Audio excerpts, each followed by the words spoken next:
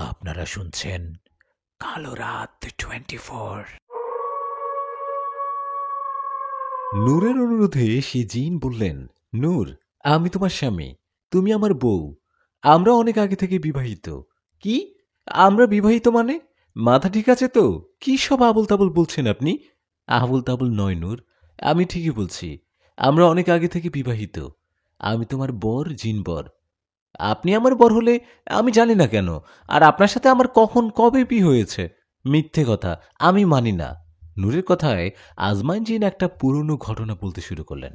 জিন বললেন, তোমার আমার বিয়ে হয়েছিল কয়েক বছর আগে। তোমার দাদা খুব ধার্মিক মানুষ ছিলেন। সেই সুবাদে তোমার দাদার সাথে আমার পরিচয় হয়। আমি ওনাকে সম্মান করে চলতাম, বলতে পারো ওনাকে ওস্তাদ মানতাম। ওনার সাথে আমার সম্পর্ক ভালো হওয়ায় তোমাদের বাড়িতে আমার যাওয়া আসা ছিল। আমি যে তোমার দাদার কাছে আসি এটা তুমি জানতে, কিন্তু আমাকে কখনো দেখোনি। একদিন তোমার দাদাকে বলে তুমি প্রথম আমাকে দেখো। আমরা সেদিন প্রথম কথা বলি। এরপর থেকে তোমার সাথে আমার দেখাও কথা হতে থাকে। এভাবে আস্তে আস্তে দুজন দুজনকে ভালোবেসে ফেলি। দুজন দুজনকে ভালোবেসে ফেলার কয়েক মাস পর আমরা বিয়ে করি। যদিও মানুষের সাথে জিনদের বিয়ের ঠিকানা উম, এটা আসলে ওভাবে হয়ে ওঠে না। সবকিছু মিলেই ঠিকও না, নিয়মের বাইরে। তবুও ভালোবাসার টানে এটা করছি। তোমার আমার বিয়ে হওয়ার শুরুতে তোমার পরিবার মেনে না নিলেও পরে ঠিকই মেনে নেয়। তোমার পরিবার আমাকে মেনে নেয়। আমি তোমাদের মাঝে এক অন্য আমিকে খুঁজে পেলাম।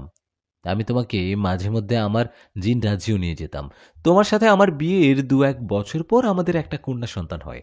আমরা আদর করে ওর নাম রাখি ইয়ামিনী। ইয়ামিনী মাশাআল্লাহ খুব সুন্দর ছিল। আমরা বিয়ের পর সুখে ছিলাম। কিন্তু একটা দুর্ঘটনায় আমরা আমাদের মেয়েকে হারিয়ে ফেলি। আমাদের ফুটফুটে সুন্দর মেয়েটা মারা যায়। নূর, আমি একজন যোদ্ধা জিন। আমি সহ আরো ৬ জন, আমরা মোট ৭ জন জিন আমাদের জিন গোত্রের সেনা প্রধান। আমরা আমাদের রাজ্যের জিন সর্দারের আদেশে কাজ করি। আমাদের অধীনে অনেক সৈন্য জিন আছে। আমাদের গোত্রে কোনো সমস্যা হলে আমরা সেটা দেখে রাখি, বা অন্য জিন গোত্রের হাত থেকে। আমাদের গোত্রের একবার অন্য একটা জিন গোত্রের সাথে যুদ্ধ হয়। সে যুদ্ধে আমাদের গোত্রের অনেক জিনপুরি মারা গেছে। ওদের সাথে মারা যায় আমাদের আদরের ছোট মেয়েটা। আমাদের মেয়েটা মারা যাওয়ার পর তুমি সহ তোমার মা বাবা আমার উপর রাগ করে অনেক অনেক বেশি পরিমাণে দূরত্ব নিতে চাচ্ছিলে। তোমরা মনে করো আমাদের মেয়ে মারা যাওয়ায় আমি দায়ী, কেননা আমি যোদ্ধা চিন্তাই। আমাদের মেয়ে মারা যাওয়ায় তোমার মা বাবা আমাকে দেখতে পারতো না। তোমার সাথেও আমার ঝগড়া হতো। এভাবে কেটে যায় আরো কয়েকটা মাস। কয়েক মাস পর আমাদের জিন সর্দারের সাথে ঝামেলা হয় তোমাদের মানুষ একজন শক্তিশালী তান্ত্রিকের। সেই তান্ত্রিকের সাথে ঝামেলা হওয়ায় আমাদের জিন সর্দার আমাদের ৭ জন সেনা প্রধান জিনকে আদেশ করে সেই তান্ত্রিকের সাথে যেন যুদ্ধ ঘোষণা করে, তান্ত্রিককে যেন উচিত শিক্ষা দেয়। আমরা ৭ জন জিন হলেও কিন্তু আমি জানতাম সেই তান্ত্রিক খুবই শক্তিশালী। ওখানে গেলে উল্টো আমাদেরই সমস্যা হবে। এদিকে জিন সর্দারের আদেশ নাও করতে পারছি না। সামনে সমস্যা হবে ভেবে তোমাকে আমি তোমার মা বাবার কাছে রেখে যাই। আমি যদি সেই তান্ত্রিকের কাছে গিয়ে আর ফিরে না আসি, তাই একটা কাজ করি। আমি তোমাকে এমন একটা জিনিস খাইয়েছি যেটা খেলে তুমি তোমার আমার অতীত ভুলে যাবে। বলতে পারো আমি তোমাকে সব ভুলিয়েছি। তোমাকে সব ভুলিয়ে আমি সহ আমার বাকি ৬ জন বন্ধু যাই সেই তান্ত্রিকের সাথে যুদ্ধ করতে। কিন্তু আমরা ওনার সাথে পেরে উঠিনি। সেই তান্ত্রিক আমাদের ৭ জনকে বন্দি করে একটা পাত্রের ভিতরে রেখে দেয়। আমাদের বন্দি করে পুঁতে রাখে মাটির নিচে। আমরা তো ভেবেই নিয়েছি কখনো হয়তো মুক্তিই পাবো না। আমরা সেখানে দীর্ঘ ৩ বছর বন্দী ছিলাম। ৩ বছর পর আমরা সেখানে বন্দী ছিলাম। সেই জায়গাটার কাজ শুরু হয়, মানে সেই জায়গার মালিক সেখানে বাড়ি করবে। সেই জন্য সেখানে মাটি খোঁড়া হয়। সেখানে মাটি খোঁড়ার সময় একজন সেই কর্মচারী সেই পাত্রটা দেখে আর সেটা খুলে ফেলে। ওটা খোলার পর আমরা মুক্ত হই। আমি মুক্ত হবার সাথে সাথে চলে আসি তোমার কাছে। কিন্তু তোমার এখানে আসার পর খোঁজ নিয়ে জানতে পারি ফরহাদ জিন তোমাকে ধরে নিয়ে গেছে। ও তোমাকে বিয়ে করতে চায়। আমার বউকেও বিয়ে করবে। কথাটা শুনে এতটা রাগ হয়েছিল ভেবেছিলাম ওকে মেরেই ফেলবো। আজমান জিনের মুখে কথাগুলো শুনে মনের অজান্তে চোখের কোণে পানি চলে আসছে নূরের। নূর কথাগুলো শুনে বললেন, আপনি যা বললেন এসব কি সত্যি? আপনি কি সত্যি আমার বর? জিন বলল, হ্যাঁ নূর, আমি তোমার জিন বর। তোমার হয়তো পুরনো কিছু মনে নেই, তবে এটাই সত্যি। তুমি চাইলে তোমার মা বাবাকে জিজ্ঞেস করো। ওদের জিজ্ঞেস করলে ওরা সত্যি বলবে। তুমি কাল সকালে তোমার মা বাবাকে জিজ্ঞেস করবে, ওরা বলবে আমি আজকে আসি। আর হ্যাঁ, তোমার পেটে বাচ্চা আছে, একটু সাবধানে থাকবে। কথাটা বলে চলে গেল জিন। ও চলে যাওয়ার পর শুয়ে শুয়ে চিন্তা করতে লাগলো নূর। এক মুহূর্তে যেন সব কিছু উল্টে গেল।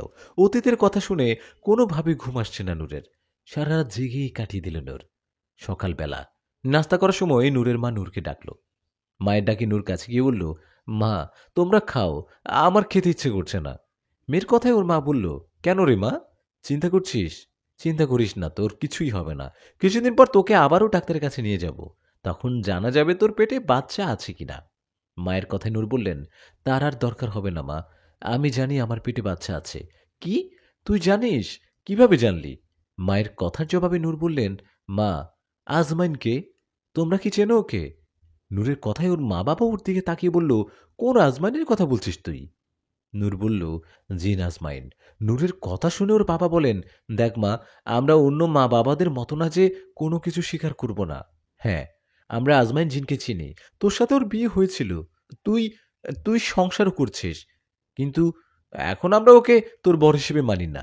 জিনও মানুষের সংসার হয় না মা, তোর ফুটফুটে সুন্দর সন্তানটা মারা গেছে আজমাইন জিনের জন্যই। ও যদি এই সেনা পদে যুক্ত না থাকতো, তাহলে ওর এতটা শত্রু সৃষ্টি হতো না। আমরা জানি তোর ওসব কিছু মনে নেই, মনে না থাকাই ভালো। ও আর কখনো ফিরে আসবে না, ও বন্দী হয়েছে, আমরা তোকে অন্য কোথাও বিয়ে দিব। বাবা, ও ফিরে আসছে। কি? কে ফিরে আসছে? নূর, কার কথা বলিস? নূর তখন বলে, আজমাইন ফিরে আসছে। কি বলিস? আজমাইন ফিরে আসছে মানে? ওনা বন্দী, ও কিভাবে ফিরে আসলো? নূর বলে, বাবা, ও ও নাকি মুক্ত হয়েছে, আর আমার কাছে আসছে। আমার পেটে যে বাচ্চাটা আছে সেটা অন্য কারো না, ওটা আজমাইনেরই বাচ্চা, আজমাইন জিনের। নূরের কথা শুনে ওর মা বলেন, নূর কি বলেছিস এসব? তোর পেটে আজমাইন জিনের বাচ্চা মানে? তোকে কে বললো এসব? নূর বলে, আজমাইন জিন আমার কাছে এসেছে, এসেই বলছে ফরাজ জিনের কাছ থেকে আমাকে বাঁচিয়ে এনেছে যে জিনটা, সেটাই আজমাইন জিন। ও আমাদের কাছে আশেপাশে থাকার জন্যই সব সময় অস্থির থাকতো, বন্দি ছিল, কিছুই করতে পারেনি। ও আমার কাছে আসতো মাঝে মাঝে। নূরের কথায় ওর বাবা রেগে গিয়ে বলল, কেন আসে? আমরা চাই ও যেন তোর কাছে আর না আসে। ও আসলে না করে দিবি। বাবার কথায় নূর কিছু না বলে চুপ করে রইল। এদিকে ওর বাবা ওর মাকে বলল, শোনো, চলো তোমার ভাইয়ের কাছে যেতে হবে। তোমার ভাইয়ের কাছে গিয়ে দেখি কোনো উপায় পাই কিনা। নূরের পেটে জিনের সন্তান, এটা কোনোভাবে মানব না। কথাটা বলে কিছুক্ষণের মধ্যে নূর মা বাবা ওর কবিরাজ মামার সাথে দেখা করতে গেল। এদিকে নূর বাড়িতে একা, ওর মন খারাপ। নূর একা হওয়ায় জিন ওর কাছে আসে। ও এসে বলে, নূর, তোমার মন খারাপ কেন? আমি জানি সত্যিটা জানার পর তোমার অন্যরকম লাগবে, তবে এটাই সত্যি, আমি তোমার বর। নূর বলল, আপনি আর আমার কাছে আসিয়েন না। মা বাবা আপনার কথা শুনে অনেক রাগ করছে, ওরা আপনাকে মেনে নিচ্ছে না। আমার মামা কবিরাজ, মা বাবা মামার কাছে গেছে, ঝামেলা হতে পারে, আপনি চলে যান প্লিজ, আপনি চলে যান। নূরের কথার জবাবে আজমাইন বলল, ওনারা যার কাছে ইচ্ছে যাক, যা করতে হয় করুক, আমি তোমাকে ছেড়ে কোথাও যাব না। আপনি বুঝার চেষ্টা করেন, আমার মামা কবিরাজ, উনি এসে যদি আপনাকে বন্দি করে? কেন এমনটা করছেন আপনি? চলে যান, প্লিজ চলে যান না। জিন তখন বলে, ভালোবাসার জন্য অনেকে জীবন দিতে পারে, আর তুমি তো আমার বউ, তোমার জন্য আমি যে কোনো বিপদের মোকাবেলা করতে পারি, আমি তোমার সাথেই থাকবো। কথাটা বলে চলে গেল জিন। এদিকে বেশ কিছুক্ষণ পর নূরের মা বাবা ফিরে আসলো বাড়িতে। ওরা ফিরে এসে নূরকে বলল, তোর বাবা বললেন আজ রাতে আসবে আমাদের বাড়িতে। মায়ের কথা শুনে নূর বলল, মা, কেন এগুলো মিছিমিছি ঝামেলা করছো বলো তো? মামাকে বলার কি দরকার ছিল? কথাটা বলে নূর ঘরে চলে গেল। এদিকে কথা মতো নূরের মামা রাতে আসলো ওদের বাড়িতে। নূরের মামা আসায় নূরের বাবা বলল, এখন কি করব? তখন নূরের মামা বলল, ওকে হাজির করতে হবে, আজমাইন জিনকে হাজির করে দেখি। কথাটা বলে নূরের মামা জিনকে হাজির করলেন। নূরের মামাটাকে আজমাইন জিন হাজির হলো। ও হাজির হয়ে বলল, আসসালামু আলাইকুম, আমাকে কেন হাজির করা হলো? ওয়ালাইকুম আসসালাম। আপনাকে হাজির করার কারণ তো আপনি জানেন, কেন এমন করছেন? আপনিও আমার ভাগিনী নূর, আমাদের কাউকে না বলে বিয়ে করছেন, তখন না হয় মেনে নিয়েছি, কিন্তু আপনি বন্দী হওয়ার পর আবার ফিরে আসছেন, এখন তো আমরা কেউ মানতে পারছি না। কেন? বন্দি থেকে মুক্ত হলে কি আমার বউয়ের কাছে আসতে পারবো না? নূর আমার বউ, আমি ওর বর, আমি ওর কাছে আসব, ওর পেটে আমার বাচ্চা। আপনি তো কবিরাজ, আপনি সব জেনে শুনে কেন এমন করছেন? জিনের কথায় নূরের মামা বলল, আমি কবিরাজ বলে আপনাকে ভালোভাবে বুঝিয়ে বলছি। আপনি তো জানেন আমি চাইলে কি করতে পারি। মামা, আমাকে হুমকি দেবার আগে ভেবে দেখুন আমিও চাইলে আপনার কি করতে পারি। জেনে বুঝে হুমকি দিবেন? আমি মামা আপনাকে একটা কথা বলি, আমার জীবন থাকতে আমি নূরকে ছেড়ে কোথাও যাব না। আপনি মামা বেশি ঝামেলা করবেন না আশা করি। আমাকে এখন যেতে দিন। জিনের কথায় নূরের মামা জিনকে চলে যেতে অনুরোধ করল এবং সে না যেয়ে বরং যাওয়ার জন্য অনুমতিও দিল। জিন চলে যাবার পর নূরের বাবা বলল, এটা কি হলো? ও তো নূরকে ছেড়ে যেতে রাজি হলো না, ওকে ছেড়ে দিলেন কেন? নূরের বাবার কথায় নূরের মামা বললেন, দেখুন, রাগের মাথায় হুট করে যে কোনো কিছু করা ঠিক না। এতে নিজেদের ক্ষতি হয়। আমি চাইলে এই জিনকে বন্দি করতে পারি, কিন্তু পরে সমস্যা হতে পারে। ওরা যোদ্ধা জিন, ওকে বন্দি করলে ওর বাকি 6 জন সেনা জিন এসে আমার বা আপনাদের ক্ষতি করতে পারে। এর থেকে ভালো হয় বুদ্ধি করে চলুন, দেখবেন ও এমনিতে ছেড়ে যাবে। কথাটা বলে চলে গেল মামা। উনি চলে যাওয়ার পর নূরের বাবা বলল, ও কি বলল? আমরা কি বুদ্ধি করব? কিভাবে ওই জিন এমনি এমনি চলে যাবে? নূরের বাবার কথায় ওর মা বলল, আমি মনে হয় একটু একটু বুঝেছি। আমি তোমাকে গোপনে কথাটা বলবো। এই বলে তখন আর কিছু না বলে নূরের মা বাবা চলে গেলেন ঘরে। এদিকে নূরও চলে গেল তার ঘরে। নূর ঘরে যাবার পর সেই রাতেও আজমাইন জি নূরের কাছে আসে আর নূরকে অনেকভাবে বোঝায়। এভাবে কেটে যায় 2 দিন। 2 দিন পর এক সন্ধ্যাবেলা নূরের মা নূরকে ডাকে আর বলে, মা নূর, গোসল করে আয়। মায়ের কথায় নূর বলে, হঠাৎ করে গোসল করব মানে? সন্ধ্যেবেলা গোসল করব কেন? নূরের কথায় ওর মা বলল, একটু পর তোর বিয়ে, তাই। কি মানে? কি বিয়ে মানে? বিয়ে মানে কি বুঝিস না? একটু পর তোর বিয়ে। নূর তখন বলে, মা, হঠাৎ করে কিসের বিয়ে? আমার পেটে বাচ্চা, এটা কি ভুলে গেছো তুমি? না, আমরা সবই জানি। সব জেনে শুনে এমন ডিসিশন নিছি। আমরা একটা ছেলে দেখে রাখছি, ছেলেও তোকে দেখছে। আমরা তোর ছবি দেখিয়েছি ছেলেকে, তোকে পছন্দ করেছে। একটু পর তোর মামা আসবে। তোর মামা থাকলে সে জিন এখানে আসতেও পারবে না, কেন বাধাও দিতে পারবে না। কথাটা বলতে না বলতে নূরের মামা চলে আসলেন আর নূরের মা নূরকে জোর করে গোসল দিয়ে নিয়ে আসলেন। নূরকে গোসল দেওয়ার পর নূরের মা বাবা নূরকে একটু রুমে রেখে আসলেন আর নূরের বাবা সেই রুমটা বন্ধ করে দিলেন। নূর বিয়ে করবে না, কিন্তু ওকে জোর করে বিয়ে দেয়া হচ্ছে। কি করবে সে? কোনো উপায় না পেয়ে চুপ করে বসে রইল। এদিকে কিছুক্ষণের মধ্যে চলে আসলো সেই ছেলে। একটু পর বিয়ে হবে। নূর ওর মা বাবাকে এত বুঝাচ্ছে, কিন্তু ওর মা বাবা ওর কোনো কথাই শুনছে না। নূরের মা বাবা মনে করে নূরকে অন্য কোথাও বিয়ে দিলে আজমাইন জিন আর ওর কাছে আসবে না, তখন ওর পেটের বাচ্চাটাকেও মেরে ফেলা যাবে। এসব চিন্তা করে আয়োজন করা হলো নূরের বিয়ে। এদিকে নূর কান্না করছে। ওর কেন জানি আজ আজমাইন জিনের কথা অনেক মনে পড়ছে। কেন জানি মনে হচ্ছে জিন ওর অনেক আপন। নিজের প্রতি এরকম অনুভব হওয়ায় নিজের বিয়ের একটু আগে নূর হঠাৎ করে ওর মাকে বলে, মা, আমাকে মাফ করে দাও। আমি তোমাদের কথার অবাধ্য হইনি কখনো, কিন্তু আজ হব। আমি আমি এই বিয়েটা করতে পারবো না মা, আমি পারবো না। কথাটা বলে নূর দরজা খুলে এক দৌড়ে গিয়ে বাইরে গেল। এদিকে নূর বাইরে যাওয়ার সাথে সাথে জিন ওকে নিয়ে চলে গেল সেই পাহাড়ের উপরে। সেখানে যাবার পর নূর দেখল আজমাইন জিন কান্না করছে। ওর কান্না দেখে নূরও কান্না করতে করতে বলল, কাঁদছো কেন? কাঁদবো না, তোমাকে অন্য কোথাও বিয়ে দিতে গিয়েছিল। আমি তোমার রুমেও আসতে পারছিলাম না। আমি তোমাকে ভুলতে পারবো না। কিন্তু নূর, হঠাৎ করে তুমি বাইরে আসলে কেন? নূর তখন বলে উঠল, জানি না, হঠাৎ করে কেন জানি মনে হলো তুমি আমার অনেক কেন। আমার পুরনো কোনো কথা মনে নেই, মনে করতেও চাই না। আমি নতুন করে তোমার সাথে সবকিছু শুরু করতে চাই। কিন্তু কিন্তু কি? নূর নূর বলে, তোমাকে তোমার সেনাপদ ছেড়ে দিতে হবে। তুমি আমার সেনার দায়িত্ব পালন করতে পারবে না। ওকে, তোমাদের রাজ্যের হয়ে আর কোনো যুদ্ধ করতে পারবে না। কি, আমার জন্য পারবা তো এসব ছাড়তে? জিন তখন বলে উঠল, হ্যাঁ, হ্যাঁ নূর, আমি পারবো। আমি তোমার জন্য সব করতে পারবো। জিনের কথায় নূর বলল, সত্যি তুমি পারবে এসব ছাড়তে? জিন বলল, হ্যাঁ, পারবো। আমি আজকেই আমাদের সর্দারের সাথে কথা বলবো। আমি তোমাকে বাড়িতে রেখে ওনার সাথে গিয়ে এখনই কথা বলছি। তুমি তুমি চিন্তা করো না, তোমার বিয়ে এতক্ষণে ভেঙে গেছে। তোমাকে বাড়িতে রেখে আসি, একটু সাবধানে থাকবে। কথাটা বলে জিন নূরকে বাড়িতে রেখে গেল। নূরকে বাড়িতে রেখে যাওয়ায় ওর মা বাবা রেগে গিয়ে বলল, এটা কোনো কাজ করলি? হুট করে বাইরে গেলি কেন? এখন তো তোর বিয়েটা ভেঙে গেল।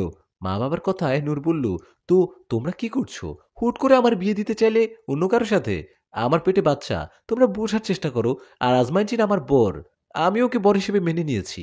তোমরা আর কারোর সাথে আমার বিয়ে দিতে চাইবে না। ও, তাহলে এটাই তোর শেষ কথা? এটাই ছিল তোর মনে? তুই তোর খেল দেখালি। আমরা আমাদের খেল দেখাবো, মনে রাখিস। কথাটা বলে চলে গেল নূরের মা বাবা। ওদিকে জিনটার যে আজমাইন জিন চলে গেলেন ওদের জিন সর্দারের কাছে। ওনার কাছে যাবার পর জিন বলল, আসসালামু আলাইকুম সর্দার, আপনাকে কিছু বলতে আসলাম। আজমাইন জিনের সালামের উত্তর দিয়ে জিন সর্দার বলল, বলো আজমাইন, কি বলবে? তুমি আমার খুব কাছের একজন শক্তিশালী সেনা। বলো, কি করবে? আসলে সর্দার, জানি না কথাটা কিভাবে নিবেন। আমি দীর্ঘদিন এই রাজ্যের দায়িত্বপদে নিযুক্ত ছিলাম, এখনো আছি। কিন্তু এখন আর এই পদে থাকতে চাচ্ছি না। আমি সেনাপদ ছেড়ে দিতে চাই। জিনের কথায় জিন সর্দার বললেন, কি বলো তুমি? এই পদ ছেড়ে দিবা মানে? তুমি আমার সেনাদের মধ্যে অন্যতম সেনা। তুমি এই ছদ, না না না না, এ পদ তুমি ছাড়বা না। কেন ছাড়বা এই পদ? জিন তখন বলল, আমার সমস্যা আছে, আমি চাই না সেনাপদে থাকতে। সর্দার বলল, আজমাইন, আমি কিন্তু খবর রাখি, আমার কানে কিন্তু খবর আসছে তুমি একটা মেয়ের জন্য এই পদ ছাড়বে, মানুষদের জন্য নিজের অবস্থান ছেড়ে দিচ্ছ। জিন তখন বলে উঠল, আসলে তা না, আমারও ইচ্ছে নেই এই পদে থাকার। আপনি কিছু মনে করবেন না, আজকের পর আমি আর এই দায়িত্ব পালন করতে পারবো না। আমি চলে গেলাম। কথাটা বলে নূরের কাছে চলে আসলো জিন। নূরের কাছে এসে বলল, নূর, আমি তোমার কথা মতো আমার সেনাপদ ছেড়ে দিয়েছি। এখন আর ওই দায়িত্ব পালন করব না। আমি তোমাকে নিয়ে থাকবো এখন। নূর বলল, সত্যি তো? জানো, আমিও মা বাবাকে বলে দিয়েছি আমি আর অন্য কাউকে বিয়ে করব না। আজমান জিন তখন বলল, তবুও একটু সাবধানে থেকো। জানোই তো এখন দুই দিকে শত্রু আমাদের। আমাদের জিন সর্দার আমার উপর রেগে আছে, আমি পথ ছেড়ে দেয়। নূর তখন বলে উঠল, তুমিও সাবধানে থেকো। আমার অনেক ঘুম পাচ্ছে, আমি ঘুমাই। তুমি কালকে এসো আমার কাছে। নূরের কথায় জিন সেখান থেকে চলে গেল। ও চলে যাবার পর নূর ঘুমিয়ে পড়ল। এই ঘন্টার পরের দিন আজমাইন জিন নূরদের বাড়িতে আসে। জিন এসে দেখে নূর বাড়িতে নেই। এদিকে নূরকে না পেয়ে জিন সরাসরি নূরের মাকে বলে, নূর কোথায়? ওর তো কোনো খোঁজ পাচ্ছি না। এদিকে জিনের কথায় নূরের মা একটা অবাক করা কথা বলে। নূরের মা বলে, আমারও তো একই প্রশ্ন, নূর কোথায়? ওকে নিয়ে গেছো কোথায়? কি? মা, আমি তো নূরকে নিয়ে কোথাও যাইনি। নূর তো আমার কাছে নেই। নূর কোথায় বলুন? নূরের কথা শুনে ওর মা আবারও বলল, আমরা জানি না। আমরা তো মনে করছি নূরকে তুমি তোমার কাছে নিয়ে গেছো। নূরকে কোথায় রাখছো বলো? নূরের মায়ের কথায় জিন আবার বলল, দেখুন মা, আমি জানি না নূর কোথায়। ওর কোনো সন্তান পাচ্ছি না। মানে ও আমার শক্তির বাহিরে। আপনারা কোনো কবিরাজের কাছে নূরকে রাখেননি তো? বা নূরকে কোনো ঘরে রেখে সেই ঘরটা বন্দি করে রাখেননি তো? জিনের কথায় নূরের বাবা এবার বললেন, অভিনয় না করে বলুন, আমার মেয়ে কোথায়? আমাদের মেয়ে বিয়ে করবে না বলে দিয়েছে। তাই আমরা আর ওকে বিয়ের জন্য জোরাজুরি করি না। আমি আপনাকে একটা কথা বলি, আমি যদি আমার মেয়েকে কালকের মধ্যে ফিরে না পাই তো এবার সত্যি সত্যি কবিরাজের কাছে যাব আর আমার মেয়ে হারানোর জন্য আপনাকে বন্দি করব। নূরের মা বাবার কথায় জিন বুঝতে পারলেন এরা সত্যি কথা বলছে। নূরের নিশ্চয়ই অন্য কোনো সমস্যা হয়েছে। এই ভেবে আজমাইন জিন সেখান থেকে চলে গেল সোজা তার রাজ্যে তার সর্দারের কাছে। ওখানে যাওয়ার পর আজমাইন জিন সর্দার জিনকে বলল, সর্দার, একটা সমস্যায় পড়ে আপনার কাছে আসলাম। আসলে আমার বউ নূর, ওকে খুঁজে পাচ্ছি না। ও কোথাও নেই। নূরের পেটে আমার বাচ্চা। ওর কিছু হলে আমি কাকে নিয়ে থাকবো বলেন? আমি সেনাপদ ছেড়ে দেয়ায় আপনি আমার উপর রাগ করছেন, রেগে আছেন। আমার উপর রেগে নূরকে বন্দি করে রাখেননি তো? জিনের কথায় সর্দার বললেন, আজমাইন, আমি এসব কিছু জানি না। আমি তোমার বউকে বন্দি করিনি, করার ইচ্ছেও নেই। সর্দারের কথায় জিন চিন্তায় পড়ে গেল। ও কি করবে? কোথায় যাবে? এখন একটা সময় আজমাইন জিনের একজন বন্ধু জিন একটা খবর দিল। বন্ধু জিন আজমাইনকে বলল, আজমাইন, তোমার বউকে যেখানে সেখানে খুঁজে লাভ নেই। তোমার বউকে বন্দি করেছেন ফরহাদ জিন। ফরহাদ জিন এটা করছে। হ্যাঁ, আমি খোঁজ পেয়েছি। তোমার সাথে ফরহাদ জিনের শত্রুতার কারণে ও এটা করেছে। বন্ধু জিনের কথায় আজমান জিন ওকে নিয়ে চলে গেল ফরহাদ জিনের কাছে। ফরহাদ জিনের কাছে যাওয়ায় ফরহাদ জিন বলল, তাহলে খোঁজ পেয়ে চলে আসছিস? হায় আয়, আমি তোর জন্য অপেক্ষা করছি। ফরহাদ জিনের কথায় আজমান জিন বলল, তুই কেন নূরকে আটক রেখেছিস? তোর কি পুরনো কোনো কথা মনে নেই? ফরহাদ জিন তখন বলল, আরে মনে থাকবে না, সব কিছু মনে আছে অক্ষরে অক্ষরে। মনে আছে বলেই তো আজকে এই খেলাটা খেললাম। তোর সাথে অনেক হিসাব নিকাশ বাকি আছে। তুই আমার বন্ধুদের মেরেছিস, আমার একটা হাত কেটে ফেলেছিস। তুই কি ভেবেছিস তোকে এত তাড়াতাড়ি, এত সহজে ছেড়ে দিব? আমি তোর বউকে এমন একটা মায়ায় ঘরে আটকে রেখেছি যেখান থেকে তুই তোর বউকে কখনো নিয়ে যেতে পারবি না। তুই ওই ঘরেই যেতে পারবি না যদি আমি ওকে বাইরে না নিয়ে আসি। তুই আমার হাত কেটেছিস, কি ভেবেছিস তুই এই মেয়েকে নিয়ে সুখে থাকবি? না, তোকে ওর সাথে সংসার করতে দিব না, তোর বউকে আমি বিয়ে করব, আর সেটা 2 দিন পরে। ফরাজিনের কথায় আজমাইন বলল, ফরাদ নূরের পেটে আমার বাচ্চা, ওকে ছেড়ে দে। আমার উপর তোর রাগ তো, আমাকে যা খুশি কর, তোকে তো আমি এমনিতেও ছাড়বো না। আমি তোকে মেরে ফেলবো, তার আগে তোর বউকে বিয়ে করব। ফরহাদ, সাবধানে কথা বল, একটা হাত কেটেছি না, বাকিটাও কেটে ফেলবো, সাবধানে কথা বল। আজমাইনের কথায় ওর বন্ধু ওকে নিয়ে সেখান থেকে চলে গেল আর বলল, আজমাইন, মাথা গরম করিস না, এখন রাগ দেখানোর সময় নয়। ফরাজিনের কাছে এখন নূরবন্দী, নূরকে মায়াজালে আটকে রাখা হয়েছে। আমরা সাধারণ কোনো জিন ওকে মুক্ত করতে পারবো না, এটা একমাত্র কোনো জিন সর্দার পারবে, ওদের কাছে এই ক্ষমতাটা আছে। বন্ধুর মুখে কথাটা শুনে আজমাইন জিন আর দেরি না করে সোজা চলে গেল তাদের জিন সর্দারের কাছে। সর্দার কাছে যাবার পর সে জিন সর্দার বলল, তুমি তুমি আবার কি জন্য আসছো? বললাম না তোমার বউ আমার কাছে নেই, তুমি চলে যাও, আমি অনেক চিন্তায় আছি।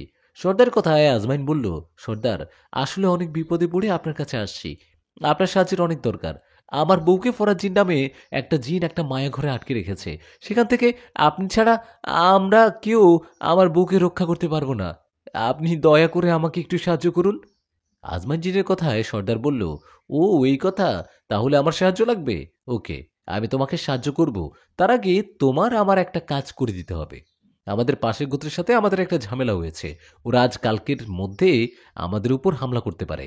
আমি চাই ওরা আমাদের উপর হামলা করার আগে আমরাই ওদের আক্রমণ করি। আজমান বলল, কি বলেন সর্দার, ওরা আমাদের থেকে অনেক শক্তিশালী জিন, ওদের সাথে ঝামেলা করা, ওদের সাথে যুদ্ধ করা ঠিক নয়, ওর থেকে ওদের কাছে মাথা নত করুন। সর্দার তখন বলে, না, আমি ওদের কাছে মাথা নত করব না, যত যাই হোক আমি ওদের সাথে যুদ্ধ করবই। জিন, ওদের সাথে যুদ্ধ করার পরিণাম তো মৃত্যু হতে পারে। সর্দার তখন বলে উঠল, আমি এত কিছু জানি না, তুমি কি আমার কথায় রাজি কি না? যদি রাজি হও তাহলে আমি তোমার বউকে মুক্ত করে নিয়ে আসবো, আর রাজি না হলে তুমি চলে যাও, আমি তোমাকে কোনো সাহায্য করতে পারবো না। জিন সর্দারের কথায় আজমান জিন বললেন, ঠিক আছে, আমি রাজি। আজমান রাজি হওয়ায় সর্দার জিন বলেন, ঠিক আছে, তুমি আমার কথা মতো রাজি হওয়ায় আমি তোমার উপর খুশি। আমিও তোমাকে দেয়া কথা মতো তোমার বউকে সেখান থেকে মুক্ত করে আনবো। সর্দারের কথায় জিন চলে গেল। পরের দিন কথা মতো আজমাইন জিন সহ তার বাকি সেনা জিনেরা রেডি হলো পাশের গোত্রের জিনেদের সাথে যুদ্ধ করার জন্য। মনের মধ্যে চিন্তা নিয়ে কি কোনো কিছু করা যায়? নূর ফরাজ জিনের কাছে বন্দী, এসব ভেবেই মন খারাপ আজমাইন জিনের। মন খারাপ নিয়ে পাশের গোত্রের জিনদের সাথে যুদ্ধে জড়িয়ে পড়ল।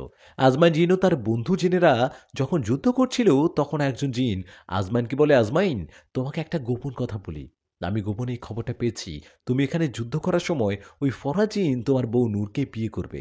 ফরাজিন এখন কথাটা তোমাকে বলেনি, তুমি তোমার বউকে ফিরে পেতে চাও তো এখনই যাও। বন্ধু জিনের কথায় আজমান জিন অবাক হয়ে সে যুদ্ধ ছেড়ে চলে গেল ফরাজ জিনের কাছে। সেখানে যাবার পর দেখল সত্যি কথা মতো ফরাজ জিন নূরকে জোরপূর্বক বিয়ে করার জন্য নূরকে আঘাত করছে। এমন অবস্থায় আজমাইন জিন কিছু না ভেবে সোজা গিয়ে একটা আঘাত করলেন ফরাজ জিনকে। জিনের আঘাতে ফরাজ জিন ব্যথায় চিৎকারে দিয়ে পড়ল দূরে গিয়ে। এদিকে তখন সেখানে উপস্থিত থাকা ফরাজ জিনেরা সঙ্গীরা তেড়ে আসলো আজমাইন জিনের দিকে। তখন আজমাইন জিন রেগে গিয়ে সবগুলোকে আঘাত করতে লাগলো।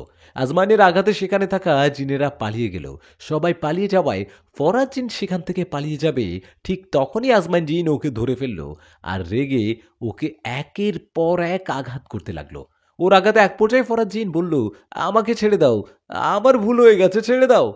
ফরাজ জিনের কথায় আজমাইন জিন বললেন, তোকে একবার বাঁচিয়ে ভুল করছি, সেদিন তোকে মেরে ফেললে আজ আর এই দিন দেখতে হতো না, সেদিন তো বেঁচে গেছিলি, আজ কোথায় যাবি?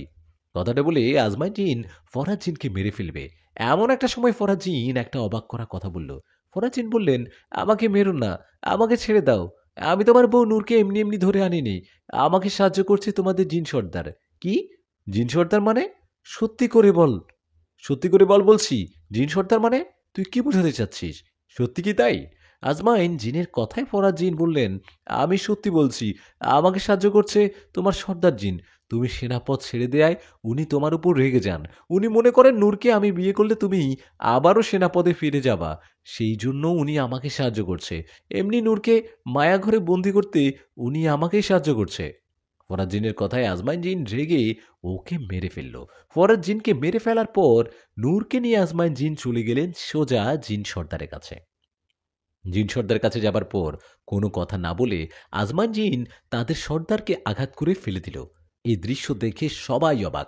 আজমাইনের আঘাতে জিন সর্দার বলল, আজমাইন, তোমার সাহস তো কম না, আমাকে আঘাত করলা কেন? কে দিল তোমাকে এত সাহস? সর্দারের কথায় আজমাইন জিন বললেন, বেঈমানকে আঘাত করছি, এতে কি হয়েছে? আপনি একটা বেঈমান। শেষমেশ কিনা ফরহাদ জিনের সাথে হাত মিলালেন। আপনাকে অনেক সম্মান করতাম। এই ছিল আপনার সম্মানের প্রতিদান, তাই না? আমি সেনাপদ ছেড়ে দিয়েছি। আজ এখন থেকে এই রাজ্য ছাড়লাম। আমি আর আমাদের গোত্রে আসব না। আজকের পর নতুন করে আমার বা আমার বউয়ের কোনো ক্ষতি করার চেষ্টা করবেন না। আপনি আমাদের সব জিনপুরীদের সর্দার। সবাই আপনাদের সম্মান করে, উঁচু চোখে দেখে। আপনাকে সবাই সম্মানের যে জায়গাটা করে দেখে না, সেই সম্মানটা রক্ষা করিয়েন। আপনার বিষয়ে এসব শোনার পর রাগের মাথায় আপনাকে আঘাত করছি, সেজন্য মাপ চাচ্ছি। পারলে ক্ষমা করে দিবেন। কথাটা বলে আজমাইন জিন চিরদিনের জন্য তাদের গোত্র ছেড়ে নূরকে নিয়ে তাদের বাড়িতে চলে আসলো। নূরকে নিয়ে তাদের বাড়িতে আসার পর জিন দেখল নূরের মা বাবা বসে আছে। এদেরকে দেখে নূরের বাবা বলল, ও, তাহলে ওকে নিয়ে আসছো তাই না? নূরকে নিয়ে এসে বেঁচে গেলে, নইলে আজকে বড় কোনো হুজুর বা কবিরাজের কাছে গিয়ে তোমাকে বন্দী করতাম। নূরের বাবার কথায় জিন বলল, সেটার আর দরকার হবে না। আমি আপনাদের মেয়েকে নিয়ে আসছি। আর কষ্ট করে কোনো কবিরাজের কাছে যেতে হবে না। আপনার মেয়ে আমার বউ, ওর পেটে আমার সন্তান। আমি নূরকে অনেক ভালোবাসি। আপনারা যদি আমাকে মেনে না নেন, তো এখনই নিজ হাতে আমাকে মেরে ফেলুন। আমি কারো কাছে বন্দী হতে চাই না। মেরে ফেলুন আমাকে। জিনের কথায় নূর কান্না করতে করতে বললেন, মা, বাবা, দয়া করে ওকে মেনে নাও। আমি মন থেকে ওকে মেনে নিয়েছি। ও আমার জন্য ওর রাজ্য ছেড়েছে। তোমরা ওকে মেনে নাও। ওকে কিছু করো না প্লিজ। নূরের কথা শেষ হতে না হতে নূরের কবিরাজ বাবা সেখানে এসে বলল, হ্যাঁ, নূর ঠিক বলছে। অনেক সময় ভালোবাসার কাছে হেরে যেতে হয় আমাদের। আমরা হেরে গেলাম আজমান জিনের কাছে। আমি ওদের মেনে নিয়েছি। তোমরাও মেনে নাও। নূরের মামার কথায় ওর মা বাবা ওর সবাইকে ওদের একসাথে হাজবেন্ড ওয়াইফ হিসেবে মেনে নেয়। আজমান জিন তো বেজায় খুশি। নূরের মা বাবা সহ সবাই মেনে নেয়। নূর ও আজমান জিন সব কিছু মিলেই এক অন্যরকম সুখে বাসছে। সবাই মেনে নেয় ওরা সুখে সংসার করতে থাকে। নূর ও আজমান জিনের সুখের সংসারের মধ্য দিয়ে গল্পটা এখানে শেষ করলাম। তো বন্ধুরা, কেমন লাগলো জিনের সাথে সহবাস গল্পের শেষ পার্ট? আপনাদের মতামত জানতে চাই। এর আগে প্রথম পর্বে আপনারা অনেকে আমাদেরকে ভালোবাসা দেখিয়েছেন, আপনাদের মতামত জানিয়েছেন, এবং দ্বিতীয় পর্ব জানার জন্য, শোনার জন্য, আমরা তাড়াতাড়ি নিয়ে আসার জন্য অনেকে অনুরোধ করছিলেন। আমাদের সাথে ছিলেন অনেকেই, আমাদেরকে অনেকেই আপনাদের কমেন্ট করে আপনাদের ভালোবাসা জানান দিয়েছেন। আমাদের সাথে ছিলেন মোহাম্মদ আসখান্দার, আমাদের সাথে ছিলেন ফারিয়া আক্তার, এবং আমাদের সাথে ছিলেন আবিদা সুলতানা, জুয়েল মিয়া, সবুজ মিয়া, এবং আরও সাথে ছিলেন আলিফ মিয়া, শারাফ সামি, এবং আমাদের সাথে ছিলেন শাকিল। শাকিল বলছিলেন যে তাড়াতাড়ি যেন 2 নম্বর পর্বটা দেয়া হয়।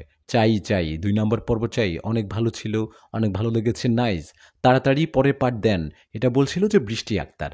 ইমরান খান বলছে যে প্রথম কমেন্ট করলাম, আশা করি রিপ্লাই পাবো, আর গল্পটা সুন্দর হয়েছে। Thank you so much. আপনারা ভালোবাসেন বলেই নতুন নতুন গল্প নিয়ে হাজির হই আমরা কালোরাত 24-এ। আপনাদেরকে মনোরঞ্জন করা, ভালোবাসা দেয়া, এবং আপনাদের আগ্রহগুলো আমাদেরকে আরও নতুন নতুন গল্প লিখতে, নতুন নতুন গল্প নিয়ে হাজির হতে আমাদেরকে উদ্বুদ্ধ করে। এভাবেই ভালোবাসা দিবেন, সাথে থাকবেন, আর নতুন নতুন গল্প শুনতে সাবস্ক্রাইব করুন আমাদের চ্যানেলটি। আর আপনাদের মতামতও জানাতে পারেন আমাদেরকে। আমাদের নাম্বার, আমাদের মেইল অ্যাড্রেস দেয়া আছে। আপনারা চাইলে আপনাদের মতামত নানাভাবে আমাদেরকে জানাতে পারেন, এবং গল্প নিয়ে কোনো যদি ধারণা থাকে, সত্য কোনো ঘটনা, তাহলে আপনারা আপনাদের মতামত জানাবেন, সত্য ঘটনাগুলো শেয়ার করবেন।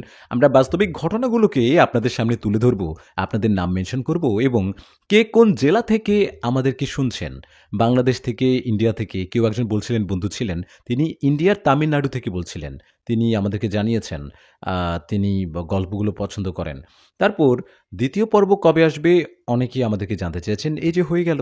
আর নতুনভাবে আবার যদি কোনো গল্প আমরা জানাতে চাই, সেক্ষেত্রে অবশ্যই আপনাদের সাথে চাই। আপনারা পাশে থাকবেন, এভাবেই ভালোবেসে যাবেন, আর আপনাদের মতামত জানাবেন। আগামী এই আয়োজনটাতে আপনারা সবাই কে কোন জেলা থেকে বলছেন, নাম সহ আপনারা জানাবেন আপনাদের মতামত, এবং কেমন লেগেছে গল্প, সে মতামত জানাবেন। ধন্যবাদ। আর ভালো থাকবেন, সবাই হেফাজতে থাকবেন, নামাজ পড়বেন, কুরআন তিলাওয়াত করবেন, ধর্মীয় বিধান মেনে চলবেন। পৃথিবীটা সত্যি সুন্দর, এবং এই অদ্ভুত সুন্দর গল্পগুলোর সাথে সুন্দর সুন্দর মুহূর্তগুলোকে যুক্ত করার জন্য আমাদেরকে আরও উৎসাহ দেবেন। আজকে শেষ করছি এই পর্যন্ত। দেখা হচ্ছে আগামী আরেকটি গল্পে। আসসালামু আলাইকুম ওয়া রাহমাতুল্লাহি ওয়া বারাকাতুহু।